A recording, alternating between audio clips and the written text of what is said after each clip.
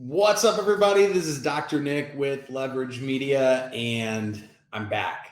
I'm excited to get the Path to a Million podcast back up and rolling. This is my first episode in probably over a year. Last time I spoke with you guys, we were kind of at the tail end of everybody getting their PPP money that first time, and our focus quickly shifted to clients and trying to just run triage, because that was back in March of last year, maybe April of last year, when offices were getting closed, states were completely shut down, they were shutting down practices, and so we were just doing everything we could to help our clients at that time, and so we just didn't have the focus or the bandwidth, I guess, to keep pumping out the content the way that we were. But now that we're starting to get on the other side of that, I've been really head down, learning a lot of new things, a lot of new strategies that I'm excited to share with you guys. But I'm just excited to be back. We're going to be doing a lot of new interviews with great doctors, thought leaders in the chiropractic profession. I'm sure everybody has learned a ton over this last year that we're going to be interviewing. So hopefully we'll bring a lot of strategies, new and exciting ones that have been helping people not only survive but thrive during this time. A lot of the people that I'm friends with online, that I'm in coaching groups with, or in Facebook groups, I've just seen a lot of people that have done really well through the COVID madness. So I'm excited to do that. I wanted to share with you guys quickly, a couple things that I've learned as Leverage, and then also as Springfield Wellness Center, that have kind of changed the way that I've viewed things than I was prior. Luckily, I feel like the base strategy, which is build content, build value, hasn't really changed. That's always going to be, our focus and my focus for my businesses, because I think that's the best way to build a bond with your potential client, patient, whatever it might be. And it's going to give you the biggest boost as you are consistent with it and you do it long term. So first, with Leverage, some of the things that I learned with Leverage were what not to do. So take, for example, the content that we were putting out. I would say we were probably the only chiropractic daily podcast at the time. I don't think anybody else was doing daily episodes, but if they were, maybe I'm wrong. But I think we were the only daily podcast, and it was, I'd gotten into a rhythm of it. I was getting interviews done ahead of time. I was batching content, and I was doing a really good job of staying on top of it. I had a little bit of a rhythm going, and then COVID happened. And I shifted my focus, and it was it was an altruistic focus shift, but in terms of Leverage content, it was probably not helpful. It kind of broke my stride. So up to the time that the PPP or the CARES Act passed, which included the first round of PPP, I was talking a lot about what to do about COVID, what you can do in your practice, how to survive, all that stuff. And then when PPP came along, it was such an important thing for so many offices to survive. And I was trying to learn it myself. And I happened to read the bill when it came out. I think it was on a Thursday night. And that Friday morning, I started creating content right away about what you needed to know about PPP. So I'm not a PPP consultant. I, made no money off of helping people with PPP loans. I was just trying to be helpful to the profession so that hopefully we could get at the front of the line, because there were a lot of people, if they wouldn't have put more money into it in that not the second round PPP, but there was the money ran out and then they had to put more money into it. And there were a lot of people that would have gotten wouldn't have gotten it in that first round had I not really been pushing, I think. And then there were some people that maybe missed out on that first batch of money, and luckily they expanded it. So I feel like everybody that needed it got it, at least that I was able to talk to in the chiropractic profession. The problem is that again, it has nothing to do with my business, And I went from creating content around how to have a successful practice to creating content around how to get, federal grant money, basically. And we did that for probably, I don't know, that was probably almost like a full month, that every day just like creating more and more and more content around it. And then eventually it's like, people started getting their loans. Everybody kind of moved on to the next thing. Well, the problem was I got out of the habit of creating the content around practice building. I had stopped doing interviews to really focus in on the PPP stuff. And then I missed a day, and then I missed 2 days, and then I missed 3 days. And then lo and behold, I missed a year. And every day that went by, it became easier and easier not to create content. So I talk a lot about, consistency when it comes to content. It doesn't have to be every day, but if it's every week and you've made the commitment that every week you're going to do a video, or every 3 days, or every a month you're going to write a blog or a page on your website, you need to make sure that you stick with it. You need to make sure that it's on a calendar. You have people that are holding you accountable, and that you want to make sure that it gets done. So I'm here shooting this video 8:30 at night. I'm getting ready to go to bed at around 9. So this is late in the evening for me to be creating content. But the reason I'm doing it tonight instead of tomorrow morning is we had our quarterly meeting with LVRG yesterday, and one of my biggest rocks is to get back on the content horse. So we were supposed to get back on it last quarter, and we were busy, whatever the excuse was, it didn't get done. So now I met with my assistant today, and I put in place some negative consequences if I don't get these videos done every day. I also have an internal training video that I have to do every day, and then a third type of video that I have to do every day. So I have to do 3 daily videos Monday through Friday. And if I don't, there's a negative consequence to it. And if my team supports me and helps me, and we have kind of laid out what are all of the pieces of content that Nick needs to do over the second quarter. And I think we came up with, where's the number here? I think it was like 200. Oh, here it is. 224 things that I have to do. It's either videos or outlines or written pieces, whatever the list is, there's 224 individual things that I have to do. And if they help me get to 80%, they get a positive bonus. 85%, they get that first positive bonus and another one. 90%, another one. 95%, another one. 100%, another one. And they get gradually better as they go up.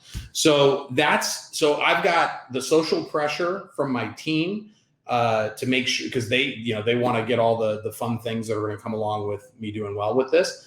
And then I've got the negative pressure on, or the negative consequences that will happen if I don't get it done every day. And my thing is like, if I don't do it every day, I run the risk of falling out of that habit. So it doesn't matter if I'm on vacation, doesn't matter if I'm traveling, it doesn't matter if I'm busy, whatever the excuse is, it can't get in the way of doing the thing that I am committing to get done. So when it comes to content marketing, or really anything that you're going to be consistently doing, is try not to break that stride. Because once you break the stride, it's easy to stumble, it's easy to fall, and then it's tougher to get up. And then, you got all kinds of excuses of why it's not that important anymore. So this is the first of, forever in terms of, because I think I have a good system now to like force myself to get this stuff done every day. So I'll probably just keep doing this forever. So this will be the first of, round 2 of the Path to $1 Million podcast. So that's on the leverage side. And there's lots of other things that, I've learned, and we'll talk more about that. I've really been, deep into learning a lot of new strategies that again, I'm going to be doing a lot more sharing, throughout the rest of this year and beyond. So in terms of my office, the reason why, so we had to shut down for a month. They did stay at home order, and we were really only supposed to see like emergency patients. One of my associates had a 8.5-month pregnant wife, and so So he stayed home for a while. And so for a month there, we were basically closed down. No massage, no exercise, really hardly any chiropractic. And then when we opened back up, it was pretty slow going in the beginning, but it started to pick back up pretty quickly. And by the time my second associate came back, I believe that was in May. By the time he came back, only a couple weeks in, and we were pretty much back to a full sprint. I think by July we had all the services back up and going.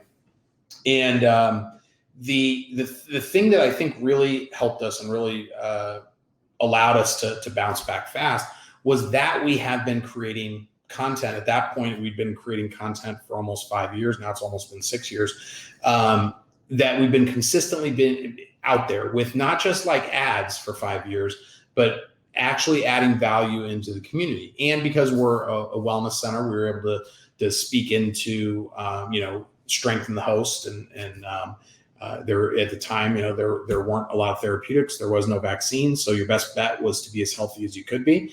And so we've always kind of had that message, but this gave us an opportunity to get that message out even more. So the thing that I was really thankful for was that we had built that brand, and so it allowed us to have that quick snapback.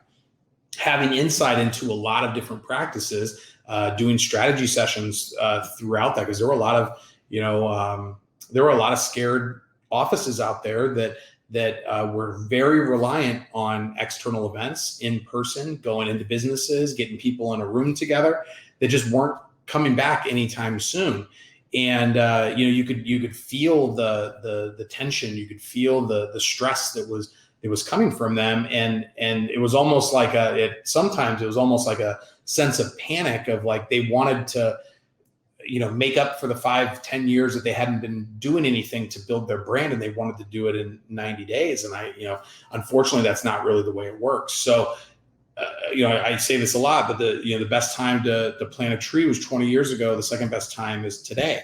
And if I learned anything from my practice, was that I was so grateful. I mean, I've always been grateful that we have such a great team and that we've got great systems and great facility. But I was so grateful that we had such a solid brand that we could really lean on, and we had such a solid online presence, not just lead generation, but content marketing as well, that I think really allowed us to seamlessly get back into the market when other offices were probably pulling back. So we really doubled down on what we were doing prior, because we knew that other people were going to be pumping the brakes a little bit. So there's always going to be people out there that, no matter what the economy is like, in the middle of the pandemic, there's always going to be people out there that need us. And so it's our job to make sure that they know that we're here for them, and that what we can help them with. So that was like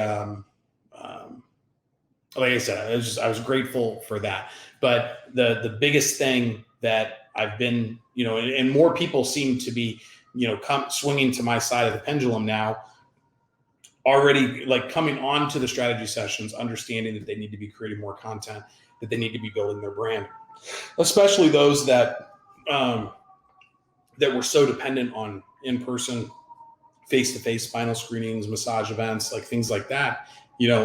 Even still, I don't know when those are going to be coming back at the level that they were. I think they're starting to trickle out there, but a lot of businesses are changing the way that they do their employees coming into the office. So even if they would have you in there, maybe only half the people are in there at any one time. So that's probably my biggest takeaway from the pandemic with my office. And right now, the opportunity is, I think it's better than it's ever been. But I think that the competition, those of you that are out there that have just been running a Facebook ad, just, basically pumping a coupon out there forever. The people that, those I think they call them laggards, where, how they have that bell curve where the early adopters are over here. And I think the laggards are the last people to come on board. Those people are now trying out Facebook ads. They're now getting suckered in with some agency that is charging them $2,000 to get them 20 guaranteed leads or whatever the offer is today. So in a town of 100,000 people, there might be 5, 10 people that are basically all running the exact same ad. It's, here's some coupon that you can come in for a visit. And, the low-hanging fruit has been picked and picked and picked and picked, and there's just not a lot left. And so for those of us that have been running that stuff for a long time, whatever the offer is, it worked a whole lot better 3-4 years ago than it does today. So I think the competition there in terms of like people that are looking for a chiropractor or are in the market for a chiropractor, putting an ad in front of them, I would guess that the competition is double, maybe even triple what it was pre-COVID. So all those people that are kind of trying to hang on for dear life, that's a lot of times the life preserver that they grab onto. And honestly, like I think that content is your only way out. I think it's a slow build, but it's something that you have to get started on at some point. You got to have a good strategy. You got to make sure that people see it. Needs to look nice, professional, needs to work with all the other things that you're doing. But it's now is the time. Now is the time. So I'm gonna hop off here. I'm excited to get back into it. I'm excited to share with you guys the things that I've been learning. I've been putting a lot of puzzle pieces together, and I think I've got there were a few things that I was just kind of missing out, or I think I was looking at them the wrong way, or didn't like pay a lot of attention to it that I've really like dove into and found a lot of real value in. So excited to share that stuff with you. Excited to bring on more experts. If you have any comments, requests, anybody you'd like to hear from, if you'd like to be on the podcast, make sure that you reach out to me. My email is nick@lvrg.leveragemedia.com. You can reach out to me there. And I'm excited. So I will see you on the next one.